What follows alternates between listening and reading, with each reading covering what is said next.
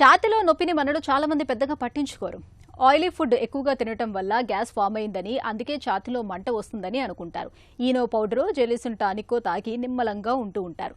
కానీ నిజానికి ఛాతీలో వచ్చే నొప్పి అన్నిసార్లు గ్యాస్ నొప్పి కాకపోవచ్చని, గుండె నొప్పి కూడా అలాగే ఉంటుందని గుర్తుంచుకోవాలి. గ్యాస్ ట్రబుల్ అని నిర్లక్ష్యం చేస్తే అది అంతిమంగా గుండెపోటు రూపంలో ప్రాణాలకే ప్రమాదం తెచ్చిపెట్టొచ్చు. గ్యాస్ నొప్పికి, గుండె నొప్పికి తేడాను ఎలా తెలుసుకోవాలో ఇప్పుడు తెలుసుకుందాం.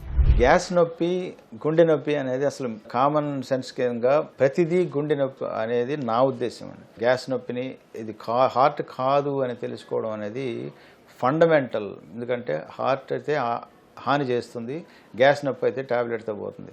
కాబట్టి ఏది అని తెలుసుకునే పరిస్థితి అని టెస్టులు చేస్తేనే తెలుస్తుంది. కాబట్టి ప్రతి ఛాతీ నొప్పిని ఒక రకమైన సైకియాట్రిక్ ఫీలింగ్ కాకుండా చాలా బ్యాలెన్స్డ్గా దాన్ని చేసినందువల్ల మనకి గుండెని మంచిగా చూసుకునే అవకాశం ఉంటుంది. నేను చెప్పే ఒకటే మాట ఏంటంటే, అవగాహన పెంచుకోండి. గుండె జనరల్గా హెల్త్ గురించి, ముఖ్యంగా హార్ట్ గురించి అవగాహన పెంచుకుని దానికి సంబంధించిన సింపుల్ ఎక్సర్సైజ్ రెజిమెన్ ఒకటి ప్రతిరోజు, లేకపోతే వారానికి కనీసం 5 రోజులు cycling, jogging, even just walking, ఇది ఒకటి.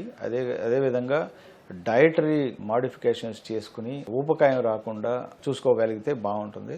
ఇది రెండిటితో కలిపి మెంటల్ స్ట్రెస్కి సరైన మెడిటేషన్ ద్వారా సరైన జాగ్రత్తలు తీసుకున్నందువల్ల హార్ట్ అటాక్ రాకుండా ఉండే అవకాశం.